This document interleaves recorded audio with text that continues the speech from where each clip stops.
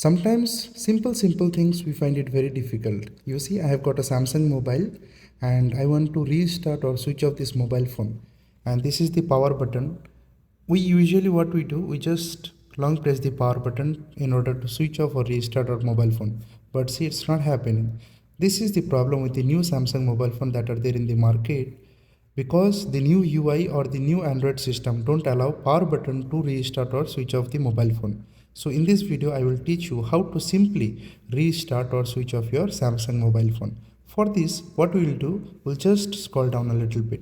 Here also you will not find the option to restart or switch off. If we do it a little more, you will find this option. You see, we simply click here. Once you click here, we will find this 4 option available: power off, restart, emergency call and medical info. Now you will select whether you want to power off your mobile phone or restart your mobile phone. In this case, we will restart our mobile phone. So we'll select this. And again, we have got an interface where we just need to click on restart. So what we'll do in order to restart our Samsung mobile phone, we'll click here.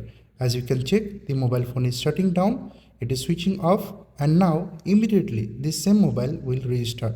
We'll just wait for a minute, and just to let you know, all the new mobile phone which are coming in the market is having this power on off button, but it is only used to power on the mobile. In order to switch off, the way I showed you now, we have to switch off or restart our mobile phone. Okay, as you can check, the mobile phone is getting restart. It is showing Samsung Galaxy. So in the same way, if you want, you can just restart your Samsung mobile phone.